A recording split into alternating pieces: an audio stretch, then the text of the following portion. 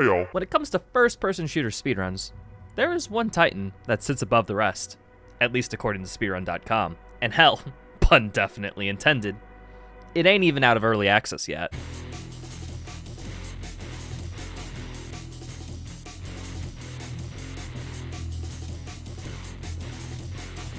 Ultrakill is a movement shooter so complicated, so depthful, and so fun that it's perfect for speedrunning. For those wondering what this game is about, you're a vampiric robot named Vioni who's traveling through Dante's Inferno to get more fuel. That's about it, as the story is just icing on the cake that you can ignore and instead focus on the wide variety of guns to help you throughout the journey. Oh, and also money. I cannot exaggerate how much I love this game's gore combat loop. Every weapon has its niche use, and the run has so many interesting strategies and mechanics that it's a lot to take in, at least when you speak about it in totality. So rather than do that, I want to give you all a taste of Ultrakill by covering only one level, the best level in all of Ultrakill speedrunning, a 100% brutal run of 4-2.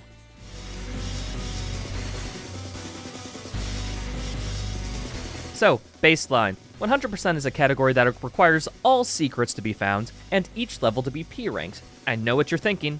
It stands for perfect, not for piss. You're in trouble if you think that. This game ranks each level you play on a letter grade. A P rank is the max rank you can get for S rank enemies killed, style, and time, while also getting 0 deaths. The S rank for kills in most levels is every enemy defeated. However, in levels where there are secret enemy encounters, the S rank does not account for these enemies. After all, it's a secret.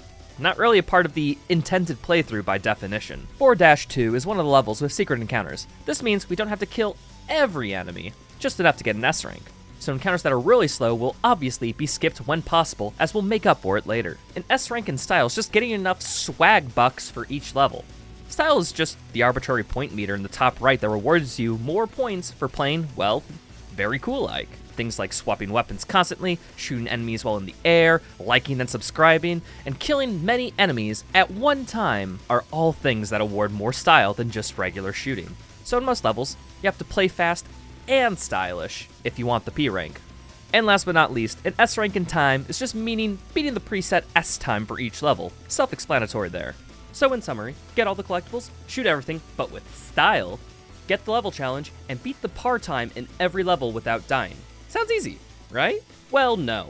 This run is ran on Brutal, the highest difficulty currently available. And just cause it's not going to be the absolute highest difficulty, it's still pretty darn hard. The higher you go up the difficulties, the faster the enemies become, the more attacks they have, the faster their attacks become, and the more damage you take from said attacks. If a single death happens, the level will have to be restarted and attempted again, because the P rank is then impossible. For those who know Doom, and based on my previous content, I know that most of you do, it's like playing Ultra Nightmare, but for a single level at a time. Alright, now that we got all the prerequisites out of the way, let's see how we have to do all of this in 4-2. Starting off, you'll see a quick way to gain movement in this game is to dash and then jump. This effectively cancels your dash and lets a V1 keep the momentum to, well, go fast. This is actually an intended mechanic that the game teaches you in the first act of the game. Ultrakill is fundamentally a movement shooter, and ever since Doom Eternal, every movement shooter is required by law to have a dash mechanic. This is because a fast-paced action game, being able to suddenly change direction to avoid attacks is just an easy and simple way to keep up the action.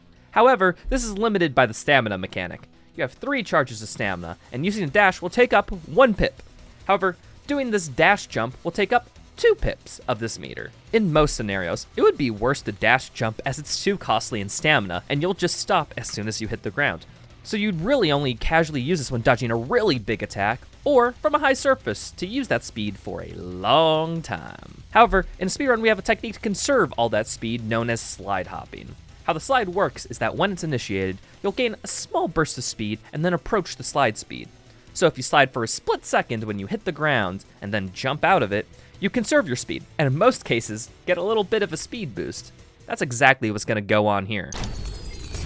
Whoa, what happened there? There's an initial few spawns of enemies. However, they will die quite quickly because the hot desert sand deals as much damage to anyone's physical health as college did to my mental health. It also deals damage to V1, but luckily, V1's fast enough to only take a little bit of it. And the next thing that happens is capitalism.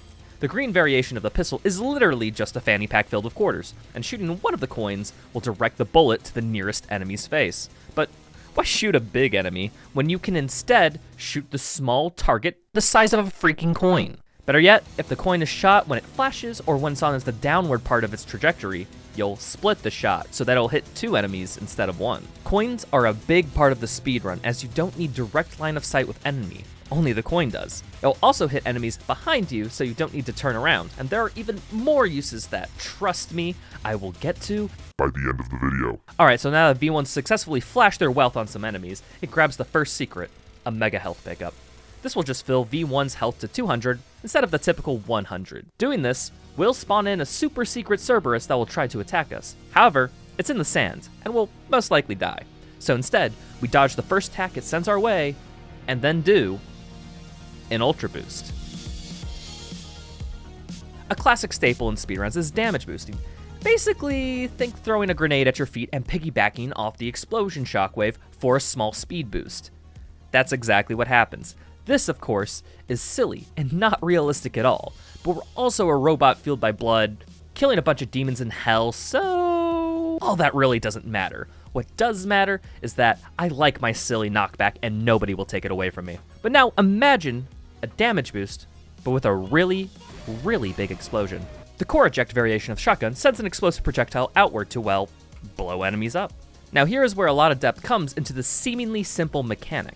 Shooting the core eject with another gun will blow it up, with increased explosion radius and damage. And the railgun is a hit scan weapon that charges over time that has a few variations. The important one for this trick is the red variation because it causes an explosion at the point of impact. Combine the core eject and the railgun together and we practically get the damage boost of 2 explosions at one time, allowing us to fly all the way to the next encounter. Alright, well that was cool, but we have no time to waste as we have a Malface named Maurice that spawns in. Now, this level introduces a mechanic called sand. Unironically, I was not joking when I said blood is our fuel. It's how V1 gets health back in the game. Gibbying an enemy and letting the blood shower all over V1's robotic skin is the only way to get health back outside of mega health pickups. And now, if an enemy is covered in sand, well, the sand will just absorb the blood, so we can't get it. And that's what Maurice has around them here. Luckily, Malface Maurice is killed easily with 2 point-blank shotgun blasts and a melee. And then moving on, V1 attempts to kill another Maurice by blowing up its attack. Using a weapon that can explode projectiles, like the red pistol, you can instantly kill Malfaces if you hit them right as they're firing their attack. After dispatching the Virtue, an enemy I will not explain because we kill all of them instantly, V1 grabs 1 secret ball and moves onto the front of the temple. There are other enemies to deal with, sure. However, luckily, the hot desert sand has our back again. Thanks, sand. And in the next encounter, we get introduced to the stalker enemies that carry a bunch of Oh, V1 just kind of skips it and goes to the encounter to the right and pick up a secret. The dual-wielding power-up. Yeah, this is a power that, well, gives you twice the guns. Except then, yeah, V1 then goes picks up another dual-wielding power-up and... Okay, they could have just, like, doubled the duration or something, but like... Using the tri-wielding power-up, it's relatively straightforward. We instantly kill Malface with the blue pistol shot, then use a railgun to kill the other 2, to where the final wave spawns in, where we shoot a Virtue to kill them instantly. And now that all that's left is a bunch of fodder running around everywhere. Now that we're done with that, V1 heads back to the first encounter, making sure to chuck some spare change into the air to kill enemies on the way. Remember, 3 guns means instead of 1 coin tossed, it's 3.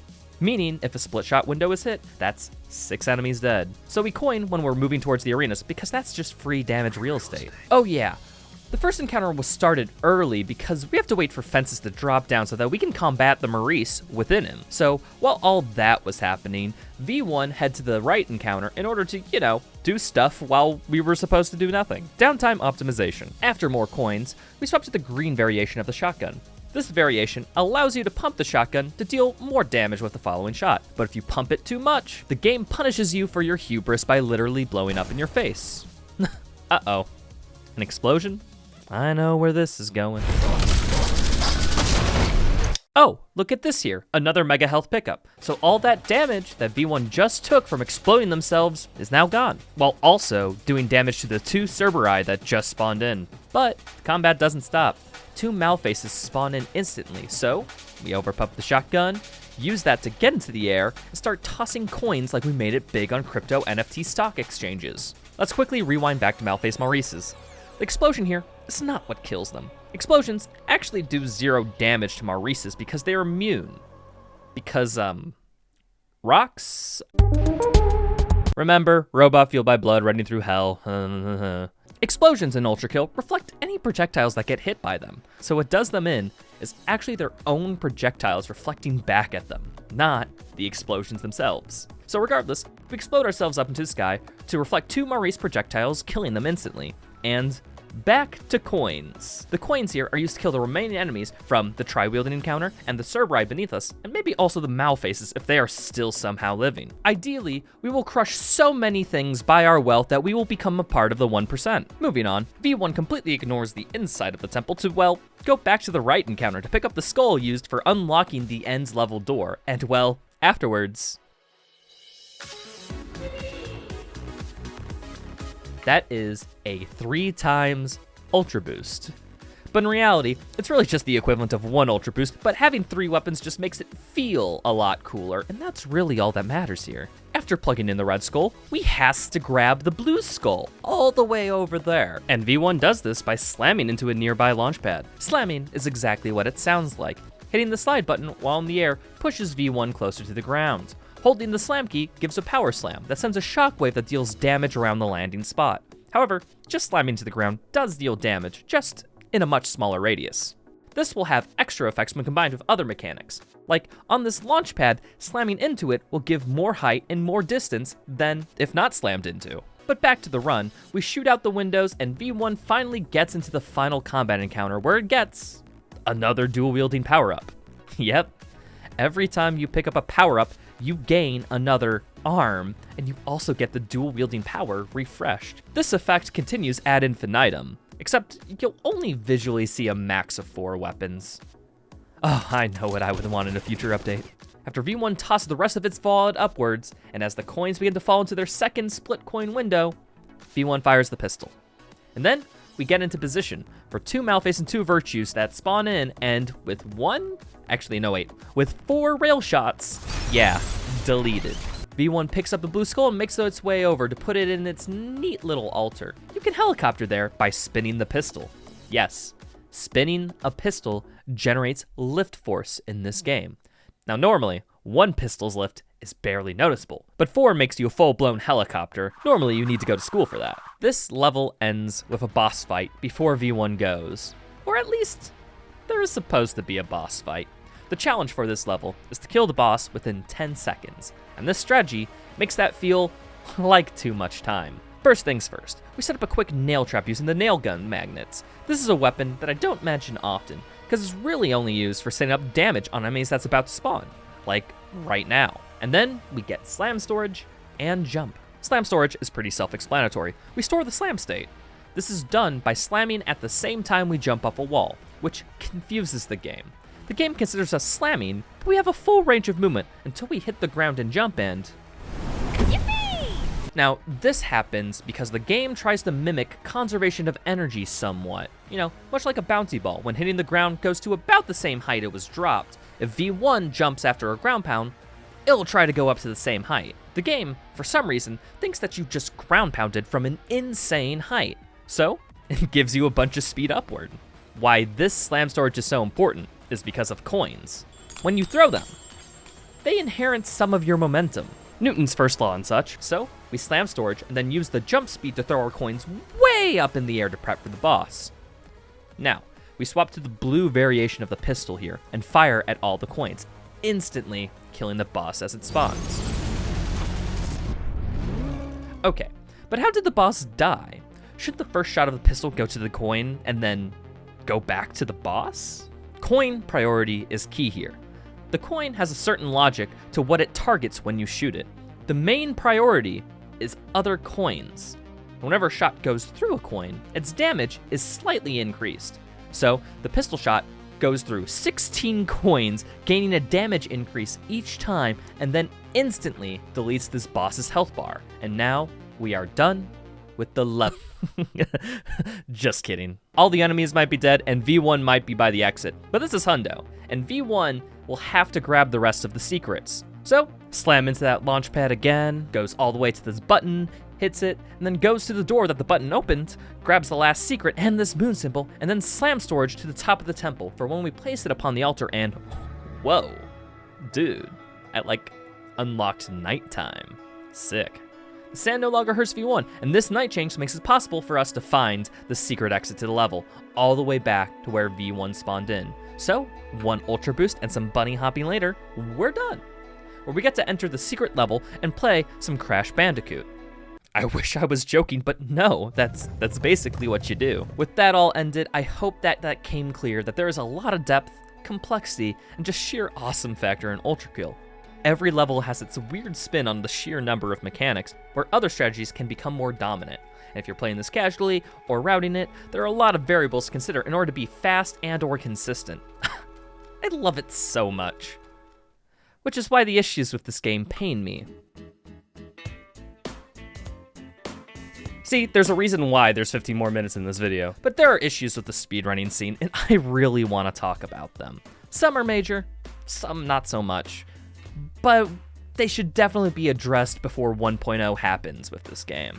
Now, the first one is that every game that's released to PC typically goes by in-game time for speedruns, as loading screens and lag can cause unevenness between people's different hardware. So this is the most fair timing method that basically every game uses. Now, when submitting runs to speedrun.com, they go by Ultrakill's in-game timer by default, which is neat. However, not all game time is counted by the in-game timers. The timers start in each level when the spawn-in door opens and stops when the exit animation for the level plays. Now, this timing method incentivizes runners to use methods to build up speed as much as possible before opening that door. You'll see this in top runs for individual levels. Runners will set up a slam storage to gain massive speed through the door by combining that with a slide hop. To make sense of my issue with this, look at this analogy. It's the 100-meter dash, but you're allowed to start behind the starting line to get full speed by the time the timer starts.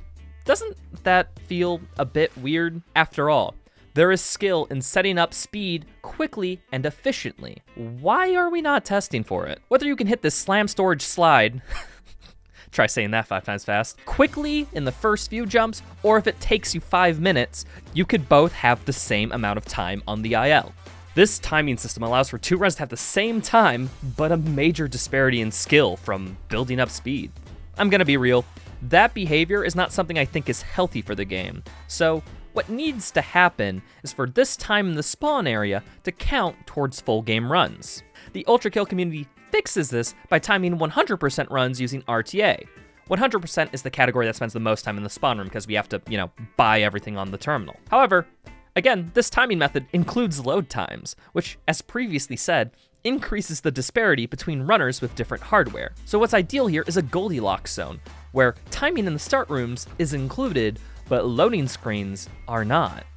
Because we're speedrunning the game, not the timer, Which, don't get me wrong, I don't think this timing method should be used for casual players, as the shop, codices, and the menus are available in the starting spawn room of every level. I wouldn't want someone to fail their casual P rank just because they spent too much time looking at their Pokemon bank beforehand. Wait, that's what it stands for. Solution's really just simple. Just do what literally every other PC game does and make a custom live split auto splitter that does these 2 simple things. To which I want to say, just because a game has an in-game time doesn't mean the speedrun community is held to it. Take a game that I'm quite involved with and quite love, Ghostrunner. The in-game timer is inaccurate in this game due to transition effects and the timer not including any menuing or skipping pop-up boxes.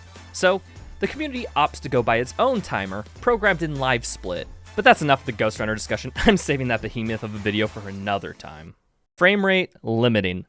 Fuck it, that's a transition. Ultrakill has no FPS counter available in the game, nor is FPS limiting required for submitting to SRC.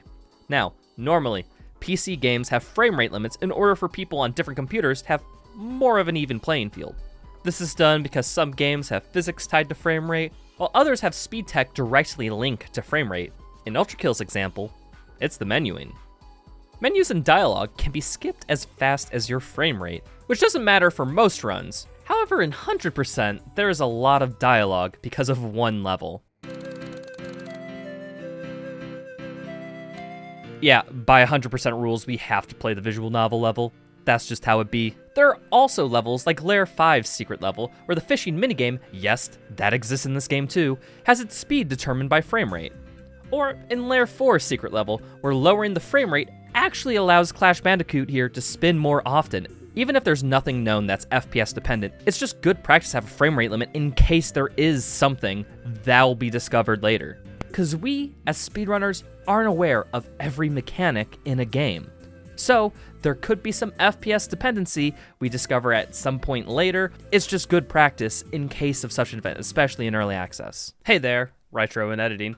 Turns out I was right. When this script was mostly finalized, a new update rolled out that added Layer 7's secret level, and the power washing mechanic is tied to frame rate. Freaking called it. Also, why is frame rate only a factor in the secret levels? Anyways, moving on. Another thing is that there is low FPS dependent tricks for gaining speed called faux check jumps. What the hell? Of which properly explaining them would likely be its own video. So I'm gonna give you the TLDR. It happens when trying to dash jump while not having enough stamina for it. The jump input has to be on the frame that the second stamina bar becomes empty. This confuses the game in such a way where you get massive speed compared to regular dash jumping. So in other words, when you have such poor performance, it actually makes you go faster in some ways. So this could be abused by an outside program artificially limiting FPS to swap to low FPS, do a faux check jump, and then swap back to high FPS when the trick is over, and then you can do everything else with that high momentum you just built up. This is problematic because I'm not a fan of manipulating frame rate to be the optimal way to play the game, rather than just playing the gosh darn game. It's out of spirit because this tech is not easily accessible without frame limiting software. Now, the community could force FPS to be displayed via Steam or another program like Rivetuner to enforce a max frame rate, and then just ban the arbitrary manipulation of frame rate, and then pow, bang, gadzooks. This problem would be easily solved. Okay, but what I'm talking about with those previous points were meta problems with the game. So let's swap it up, and I want to talk about one mechanic in this game that I don't genuinely like. And I don't think it makes the speedruns better either. Dead coins. Remember I said that shooting a coin will increase the damage of a shot? Well, this has drastic ramifications. Well, it turns out if you melee a coin, the coin will find an enemy as if you shot the coin. And every time you do this, the coin will get knocked into the air where it can be punched again. This interaction shares similar properties as shooting, and the damage of the coin increases as you punch it. Hell, the damage increase even transfers to your shots when you hit it afterward. There is no cap on the damage of a single coin as long as you are continuously hitting an enemy with said coin. But if you hit a coin against the surface, the damage is capped after 3 punches. And the shot can bypass this damage cap by use of a dead coin. This is done by shooting the live coin as we throw a fresh coin into the arena. There is a grace period where the fresh coin is in a dead state for about 1/10 of a second after you throw it. In this period, it cannot target any enemies. But the dead coin can be targeted by the live coin. So if you shoot the live coin during this grace period, the shot gets reflected back to the dead coin. And since the dead coin can't target any enemies, it just keeps the damage built up from the previous coin and the damage boost from the pistol shot. The power of this trick means that when you have some downtime before a boss fight, you can build up as much damage as you want by punching, shooting, and throwing coins. And bosses in this game love to monologue before they try to beat the ever-loving Nikon out of you. The issue I have with this mechanic isn't that there's a setup to reduce the boss's health bar. Dead coin strategies never existed. There are still setups to get a lot of damage as soon as the boss spawns, and that will always be a part of the game in some way. My issue with dead coins is that there is no depth to the mechanic. You either do it right or you do it wrong. If you time your punches, your shots, and your coin throws properly, you'll get the trick and be able to melt bosses quite consistently. And the dead coin setups are consistent, according to some speedrunners that I've asked. And to demonstrate my point, take for example Sisyphus, the hardest boss in Act 2 of the game. Without the dead coin setup, the max damage you can do is set up saw blades near him while he's monologuing, throw coins in the air right as he spawns, and then hit that with a blue pistol piercer shot. Combined with the shotgun combos you do early on, you can get him to half health before he even makes his first attack. And then from then on, you basically have to fight him casually until he's dead. Meaning you do the entire second phase. And now, here is how the fight works if you use dead coins. You shall do as an appetizer. And die.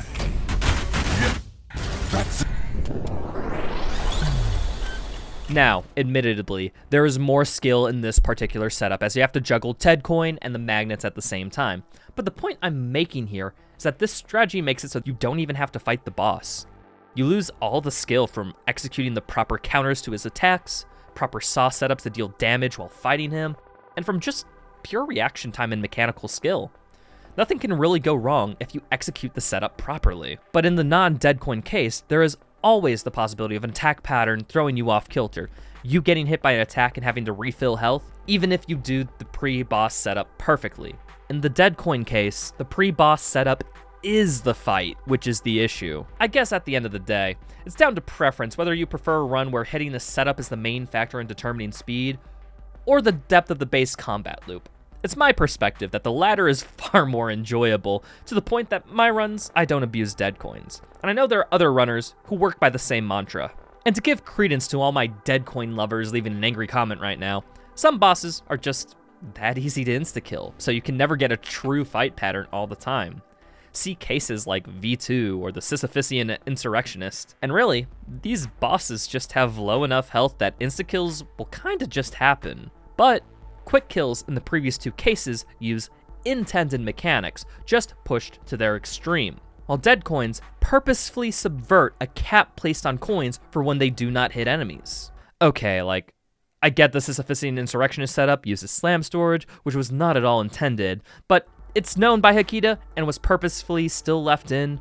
But if slam storage wasn't a thing, we just use an explosion boost to get a similar amount of height for basically the same speed of kill. So if you ask me, I'd like it if this mechanic was unincluded from runs in some way.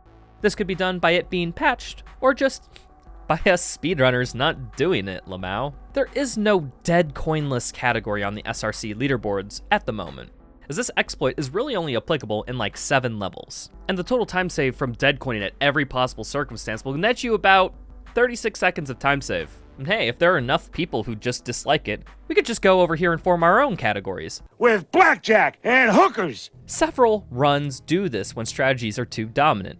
Doom Eternal has restricted, Ghostrunner has the inbounds category, and hell, if you want to go back in speedrunning history, Ocarina of Time has no major glitches. Hell, even Ultrakill has inbounds where they ban any out-of-map navigation. Out of bounds is an arbitrary distinction at the end of the day, as to who's say what's exactly out of bounds or not. Which, maybe that's the distinction where inbounds runs could act as an NMG-style category.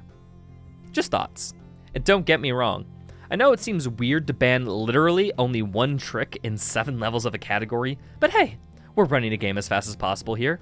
That's an arbitrary goalpost already. So I think when we're forming categories and speedrunning, a lot of us can consider the fun factor of doing runs, since we're already in the realm of arbitrariness.